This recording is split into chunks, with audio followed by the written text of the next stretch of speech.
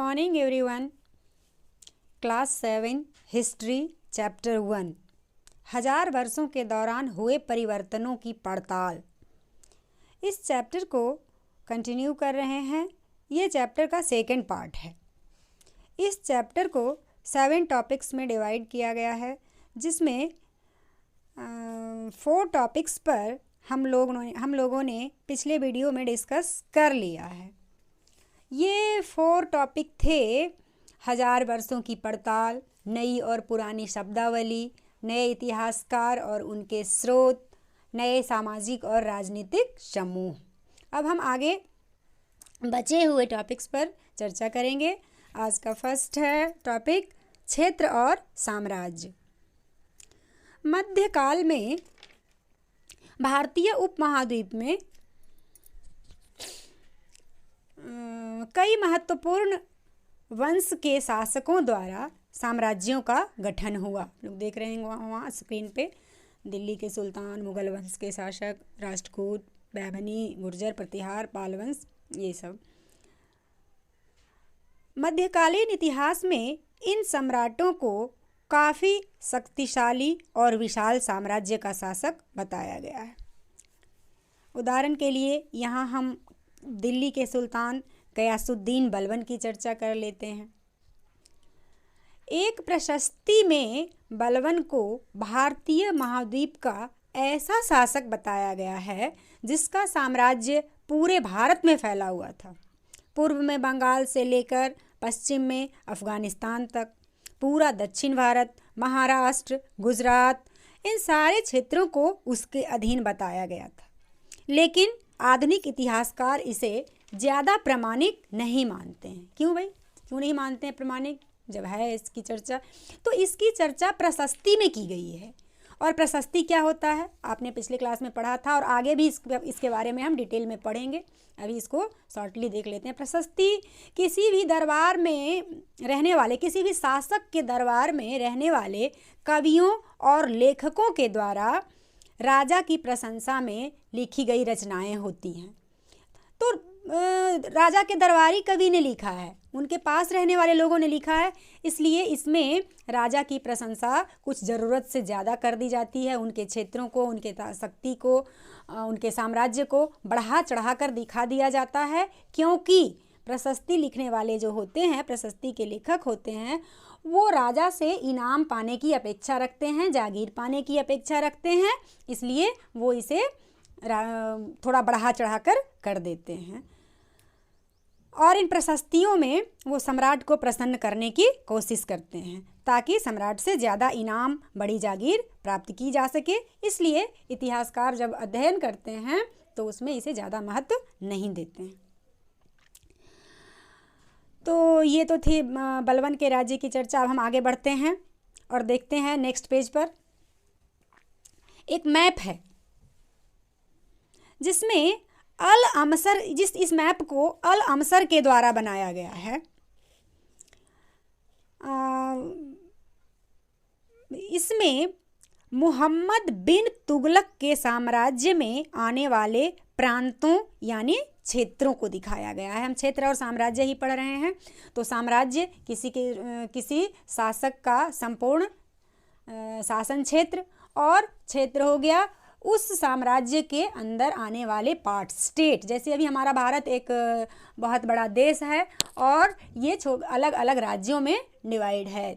बिहार, बंगाल, उड़ीसा, महाराष्ट्र, इस तरह के राज्यों में डिवाइड है। वैसे ही ये मोहम्मद बिन तुगलक के शासन के समय का जो भारत है उसका मैप है। और इतने राज्यों में, इतने क्षेत्रों में 24 क्षेत्रों में इसे डिवाइड किया हुआ है। फर्स्ट में देखिए मैप में, फर्स्ट में यहाँ लिखा हुआ है सिविस्तान। मैप में देखिए सिविस्तान, उसका पश्चिमी क्षेत्र। सेकंड उच्च, थर्ड मुल्तान, फोर्थ कलानौर, लाहौर, समाना। ये सारे क्षेत्र जो हैं आपको अनजाने से लग रहे होंगे। बहुत सारे राज्यों का नाम आपने, बहुत सारी जगहों का नाम आपने नहीं सुना होगा, क्योंकि अभी ये हमारे देश में नहीं आता है। हमारे देश का बंटवारा हो गया तो ये सारा चला गया कहाँ? पाकिस्तान में चला गया है, कुछ अफगानिस्तान में आते हैं, यहाँ 9 में देखिए हाँसी है, 10 में दिल्ली है, 11 में बदायूं है।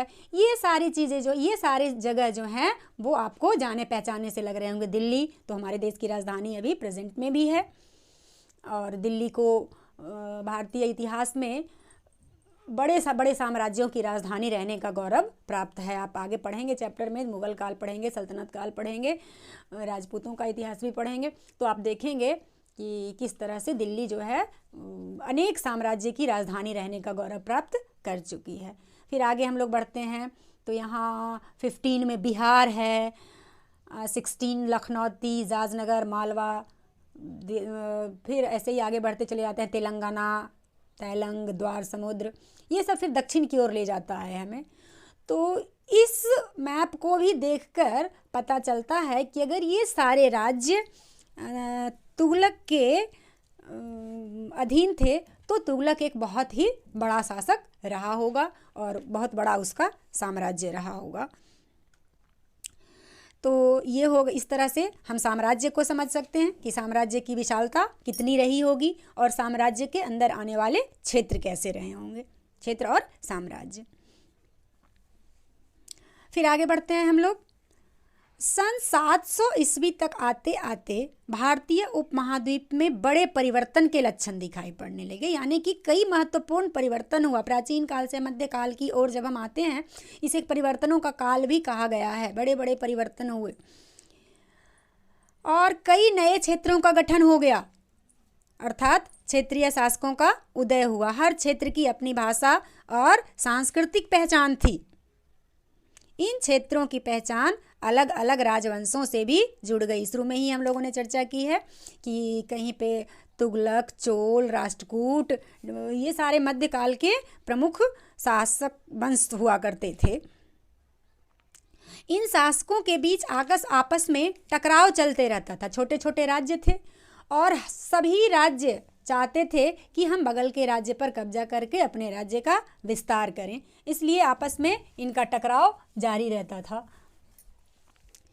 और जैसे ही एक राज्य शक्तिशाली होता था, वो दूसरे राज्य पर आक्रमण करके उसे पराजित कर देता था और उसके राज्य को अपने राज्य में मिला लेता था।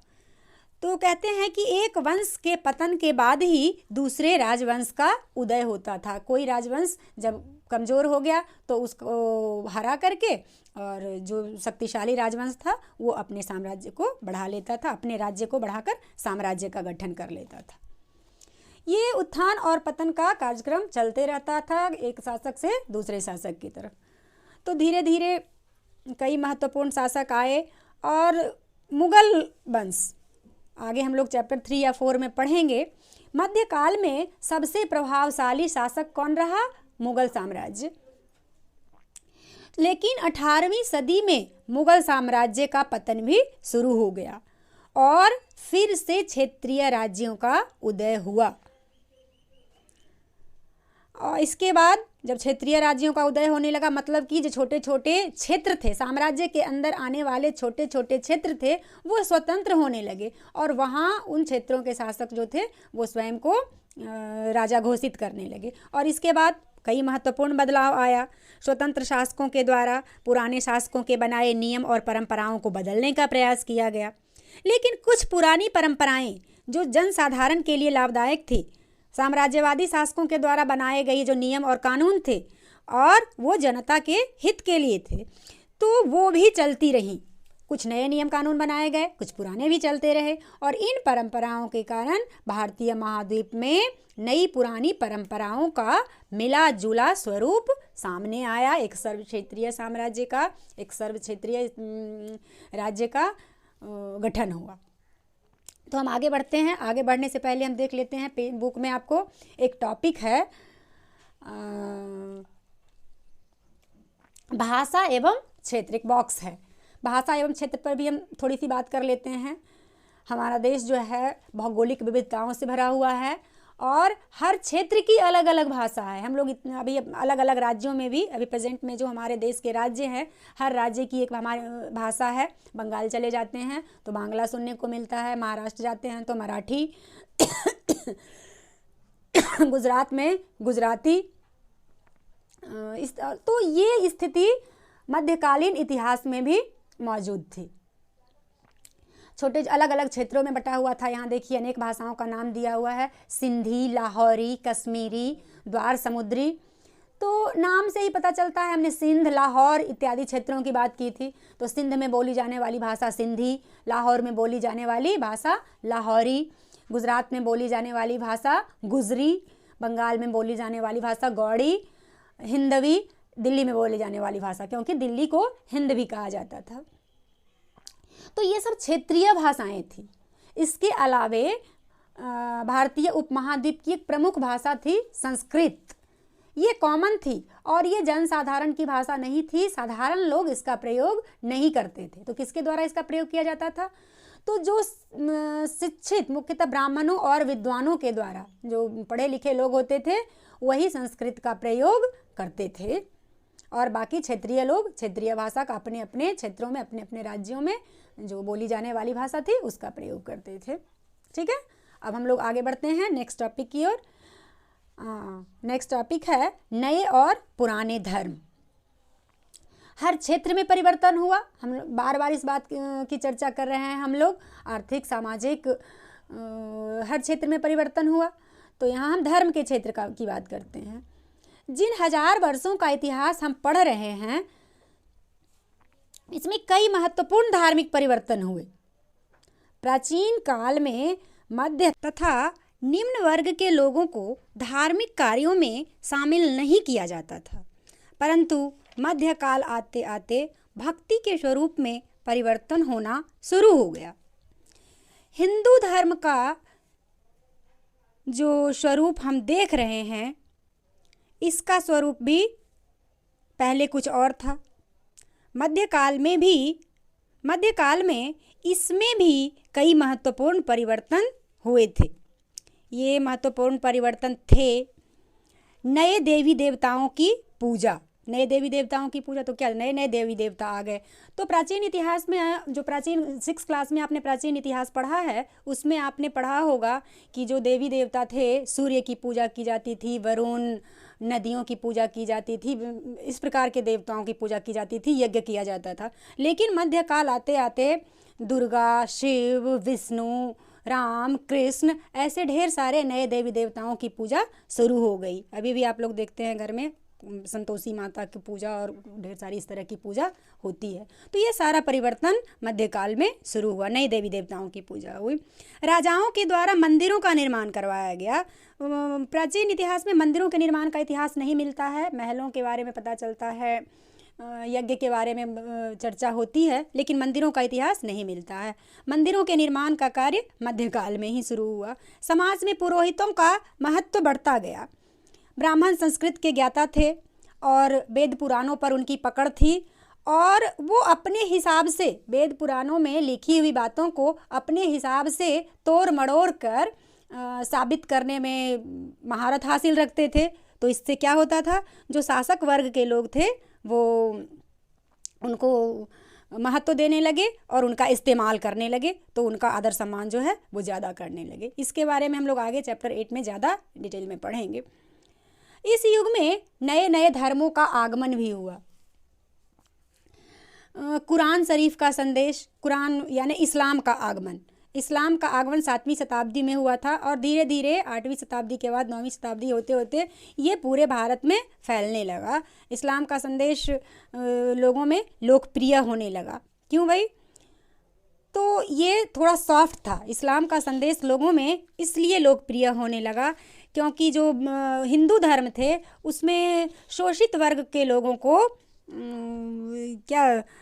बहुत ज़्यादा जगह नहीं मिला हुआ था। 6th क्लास में आपने पढ़ा था कि जो यज्ञ वगैरह होता था उसमें निम्न वर्ग के लोगों को, शोषित वर्ग के लोगों को जगह नहीं दी गई थी। तो इस्लाम जो था जनसाधारण में लोकप्रिय होता गया, और कई शासकों के द्वारा भी इस्लाम को संरक्षण दिया गया। जैसे ब्राह्मणों को संरक्षित किया गया था, पुरोहितों को संरक्षित किया गया था, वैसे ही इस्लाम में आते हैं उलेमा। इस्लाम धर्म में आते हैं उलेमा, जो विद्वान हुआ करते थे और उन्हें इस्लाम धर्म के धार्मिक गुरु हुआ करते थे और उनको संरक्षित किया गया शासकों के द्वारा। इस्लाम को मानने वाले भी शिया तथा सुन्नी 2 भागों में विभक्त हो गए। इसके बारे में डिटेल में आगे पढ़ेंगे हम लोग, थोड़ी सी जानकारी ले लेते हैं। शिया पैगंबर को मानते थे और सुन्नी खलीफाओं को, खलीफा अर्थात इस्लाम के धार्मिक गुरु, तो खलीफाओं को मानते थे सुन्नी। फिर हनफी और सफ़ी नामक न्याय सिद्धांतों का भी प्रचार हुआ और धीरे धीरे इस्लाम जो है भारतीय उपमहाद्वीप में अपना महत्वपूर्ण स्थान बनाते गया। अभी भी हम लोग इस्लाम को देखते हैं, हमारे आसपास इस्लाम को मानने वाले लोग मौजूद हैं। फिर आगे हम लोग बढ़ते हैं नेक्स्ट टॉपिक की ओर।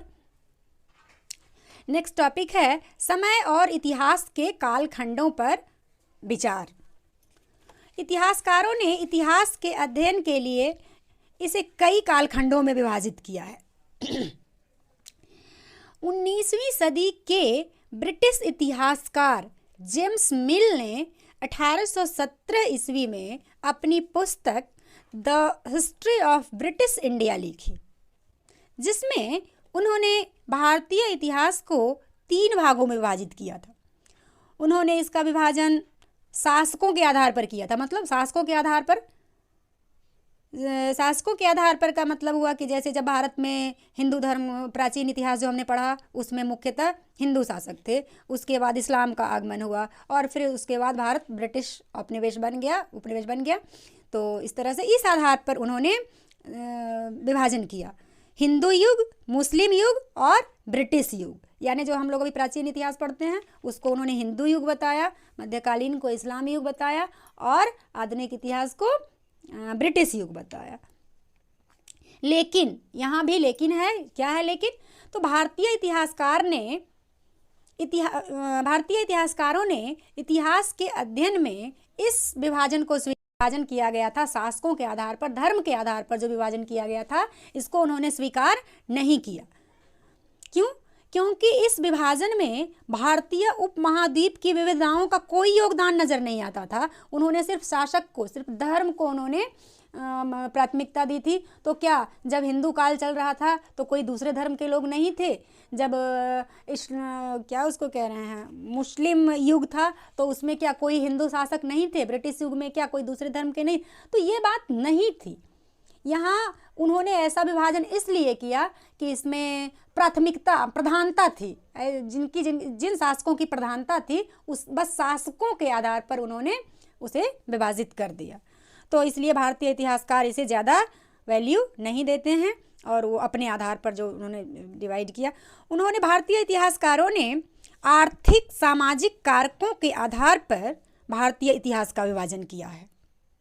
भारतीय इतिहासकारों ने अलग मापदंडों से इसका विभाजन किया है और उन्होंने भी इसे 3 भागों में ही बांटा है, जिसकी चर्चा हम लोग शुरू में ही कर चुके हैं और इसको पढ़ भी रहे हैं। प्राचीन इतिहास, मध्यकालीन इतिहास और आधुनिक इतिहास। प्राचीन इतिहास के बारे में हम लोगों ने बेसिकल जानकारी हासिल की थी कब? तो 6th क्लास में जो आपने बुक पढ़ी। अभी हमने जो 7th क्लास में पढ़ना शुरू किया है इसमें हम मध्यकालीन इतिहास को जानेंगे और 8th क्लास में हम जाएंगे तो आधुनिक इतिहास से हमारा परिचय होगा। इन 1000 वर्षों के दौरान हुए महत्वपूर्ण परिवर्तन से, ये जो 1000 वर्षों में विभिन्न प्रकार के परिवर्तन हुए, इससे क्या हुआ? भारतीय उपमहाद्वीप काफ़ी संपन्न हो गया।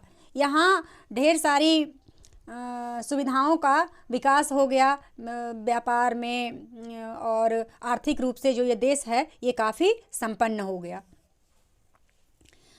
और इसी संपन्नता से यूरोपीय व्यापारिक कंपनियां भारत की ओर आकर्षित होने लगी।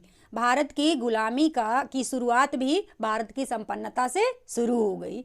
भारत जो है कृषि के क्षेत्र में काफ़ी संपन्न हो गया था, उद्योग के क्षेत्र में भी काफ़ी संपन्न हो गया था, प्राकृतिक संसाधन यहाँ थे ही और धीरे धीरे भारत की संपन्नता विदेशी लोगों को, विदेशी व्यापारियों को आकर्षित करने लगी और इसी का परिणाम हुआ कि विदेशी भारत में आने लगे और भारत जो है ब्रिटिश उपनिवेश, अंग्रेजी उपनिवेश में परिवर्तित हो गया, हमारा भारत गुलाम हो गया, जिसके बारे में हम लोग नेक्स्ट चैप्टर में, ये नेक्स्ट क्लास में पढ़ेंगे, नेक्स्ट चैप्टर में नहीं, अभी हम लोग।